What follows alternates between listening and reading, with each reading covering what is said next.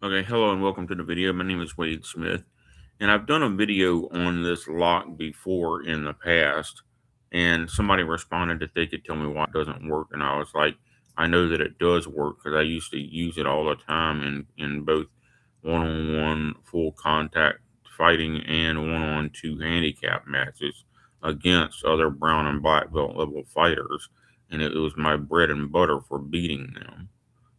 So I know that it does work.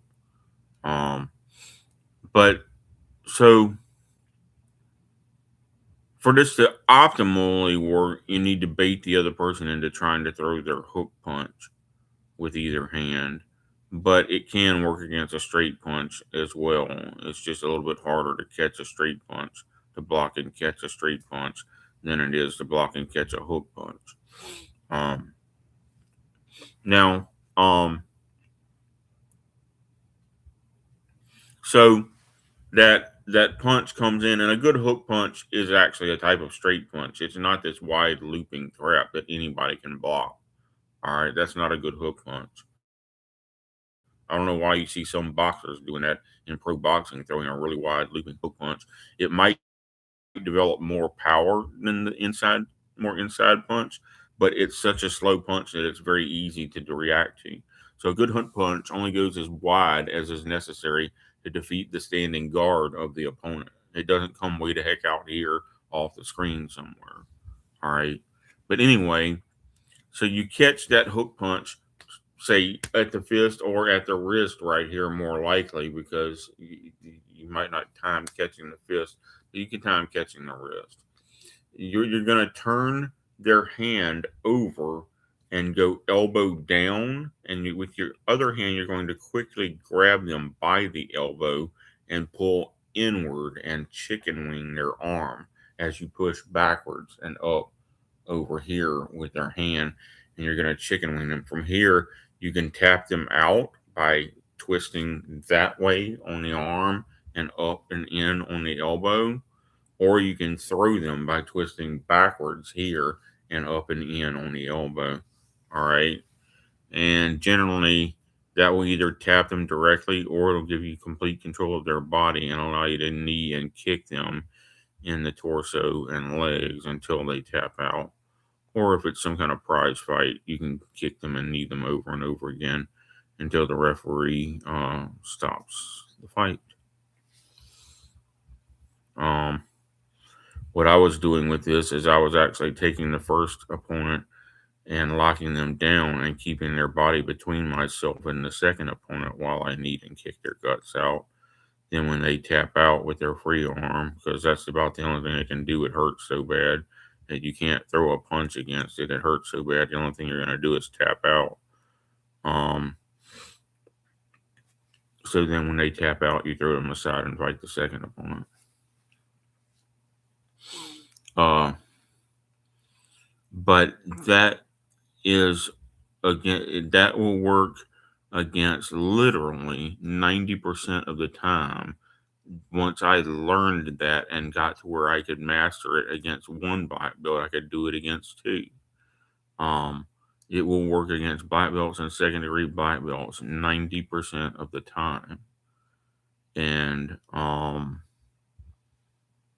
because at some point, every fighter will throw a hook punch at some point during their live fight if the first two or three straight punches don't land. They're going to try a hook punch to try to get around the standing guard. It doesn't matter if it's boxing or if it's kickboxing or Muay Thai or MMA or what. Everyone throws hook punches at some point. I used to use them my own self, so I know. I avoid using them unless the opening is there. But and 9 times out of 10, I'm going to throw a straight punch if I'm going to punch.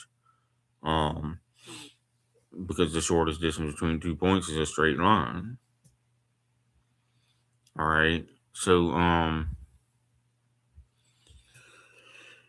but all right. So again, you chicken wing the arm. All right. First, you catch here at the wrist, turn the arm over so that the elbow is forced downward and inward, and you quickly chicken wing the arm by pulling the elbow inward and then upward See how that works? While you push this part of their wrist backwards at an angle. All right. That's going to chicken wing. It really hurts the shoulder and it hurts the elbow. All right. Um, and they'll feel it and you'll quickly win the fight. I don't remember the exact Japanese name of the move, and it doesn't even matter. We sometimes just call it the chicken wing. Um, I don't know what it's called in Japanese, but there's a couple other ways you can do it too. You can do um, what's called the full wrist lock and chicken wing them from a full wrist lock, and then you got pressure on both the elbow and shoulder and the wrist, where you basically you're pressing down across these knuckles and putting twisting and compression pressure on this wrist joint all at the same time. Which my wrists, because I've for years and years of practicing this thing, my wrists are pretty resistant to it unless there's another heavyweight cranking on the thing. Um, but people who don't practice joint locks a lot are going to get tapped right out whenever it's done to them. Like if I had if I had my old sensei cranking on my arm, I'd have to tap out to it. It hurts. It hurts like mad. Um, let's see.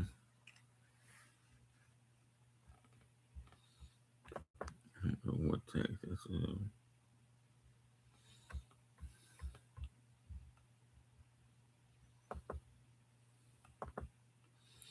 Now, you know what? I'll make another video for the other topic. I'll make another video because I don't want to take up too much more time here.